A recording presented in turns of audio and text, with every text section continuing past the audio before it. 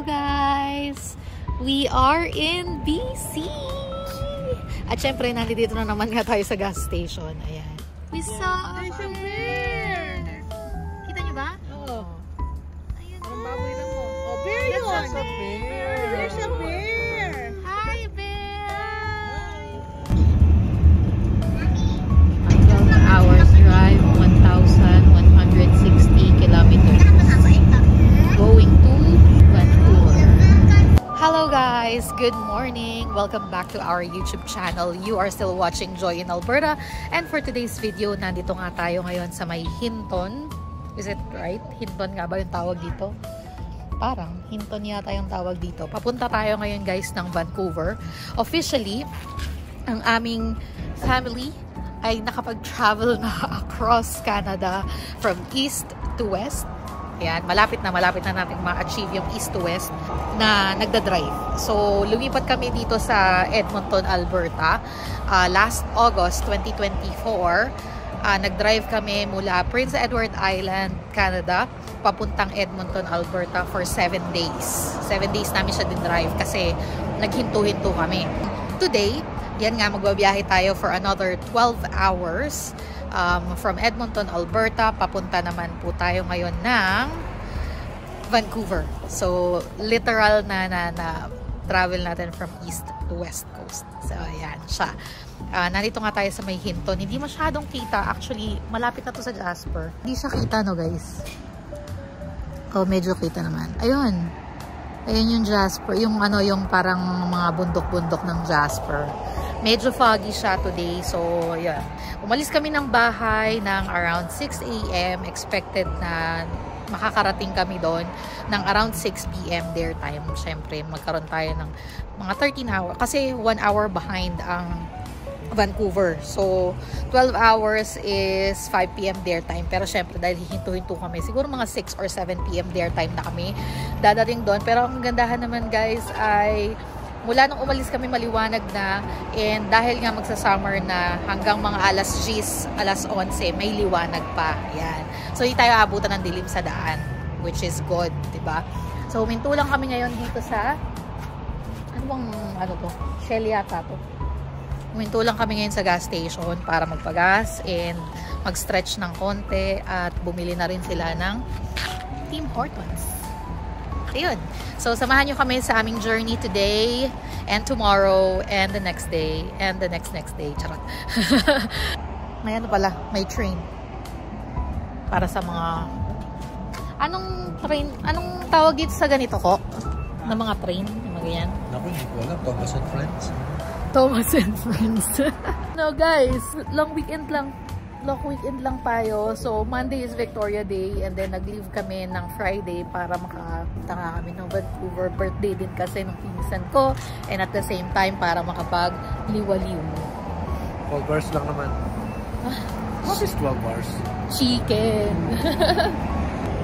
So, pasok muna tayo guys. Tingnan nyo naman ang outfit of the day. Pakita mo ko. Tingnan nyo naman ang outfit of the day.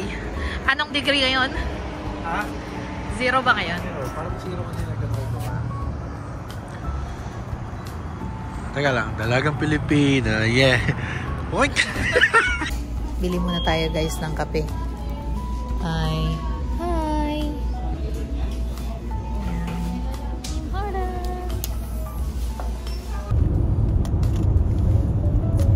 Malapit na tayo guys sa Jasper. Hinton na tayo. Hinton. Hi! Ano guys? So, nasa ano na tayo? So, may malapit na tayo sa Jasper. Yan yung mga na-burn dahil sa wildfire.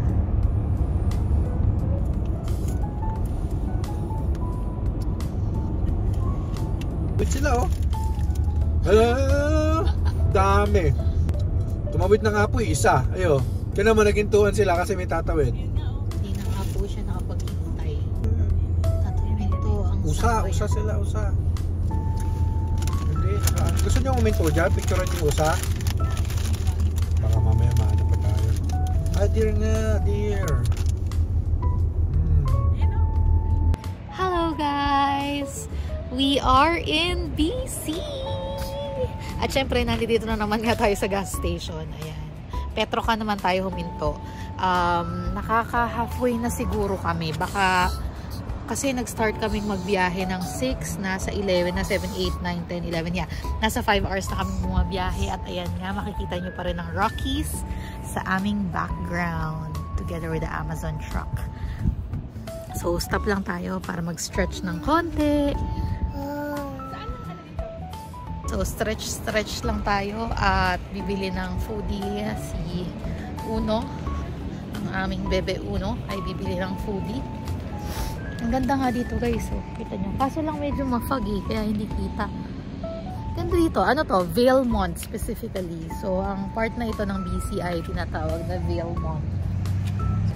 Yan. So, ano nga ang plano natin pagpunta natin ng British Columbia? Yung stayan naming hotel ay nasa Richmond. So, wala talaga siya sa Vancouver. Hindi Vancouver yung Richmond, di ba?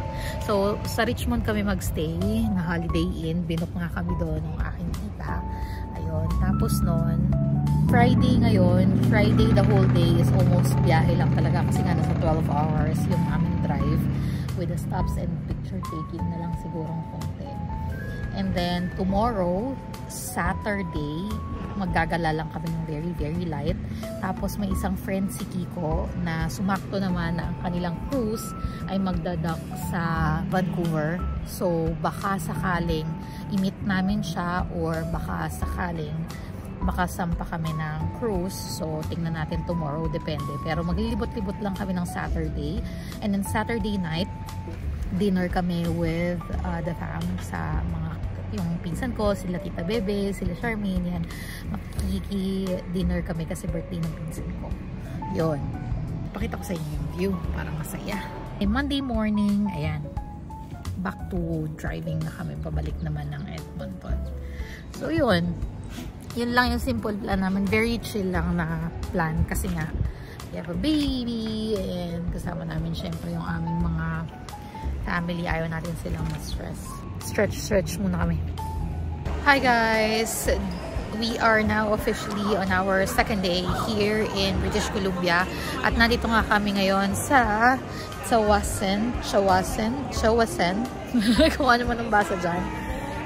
It's a mall kasi medyo maulan pa.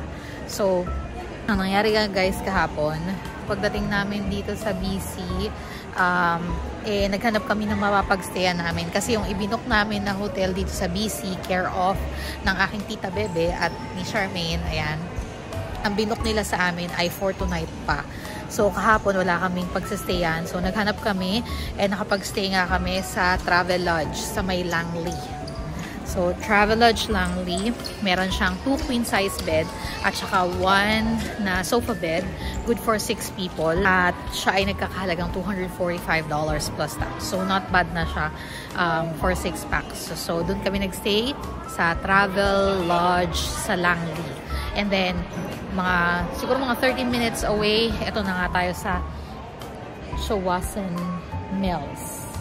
Ikot-ikot lang tayo guys, and then after nito, baka mag-downtown kami kasi parang pahinto na yung ulan. Medyo umaambon-ambon kasi kanina kaya dito muna kami. Tapos magbe-breakfast, magbe-brunch din muna tayo before tayo proceed sa ating gala. Yan. So yun. So far, okay naman. Baka magkasama na. Kasama kong pumasok si Jinel. Dito. Diyan. O, gala-gala lang tayo muna guys. Hi! Nagkakawala na. O, mamaya babalitaan ko kayo. So far, okay naman ang naging pagstay namin. Maulan-ulan, pero carry bells. Tingnan nyo guys. Ito yung na-miss ko sa Singapore.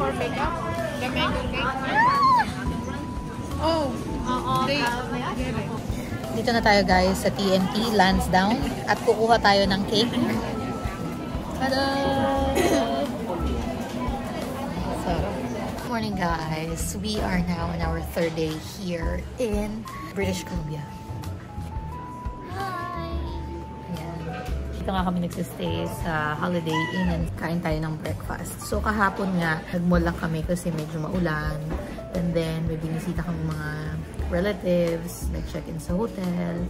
And ngayon nga yung full day natin talaga na gagala tayo kasi yung kahapon ay maulan. Actually ngayon medyo makulimlim.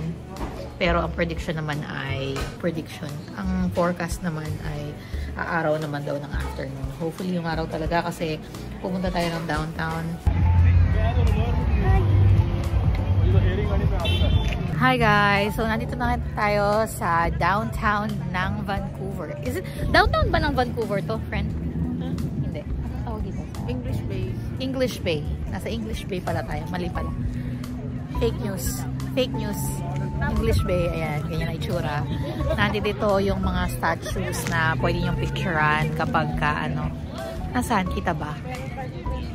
Hindi ko na makita siya. Basta may mga statues dyan kanina na pinipicture namin. Ganyan. Ganyan na itsura. Lakad-lakad lang tayo. Punta tayong Granville after. All aboard!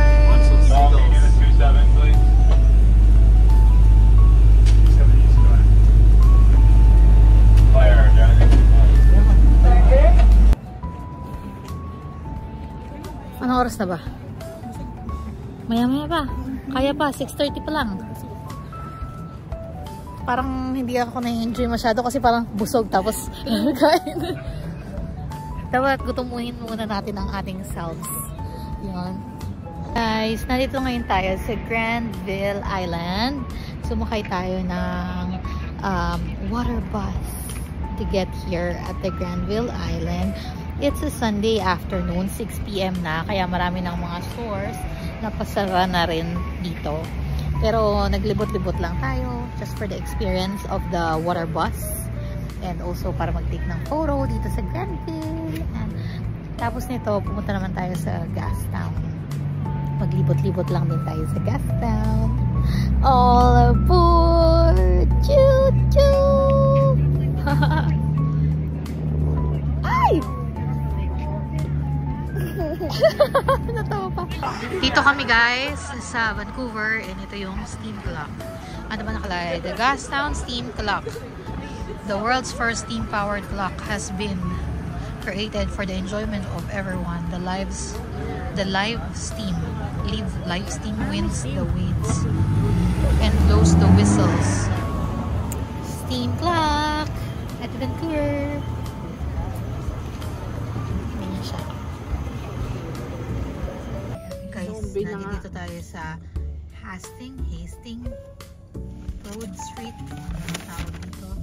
Ayan. At dito nga daw sa street na ito, guys, ang dami nila. We saw a bear! Kita niyo ba? Oo.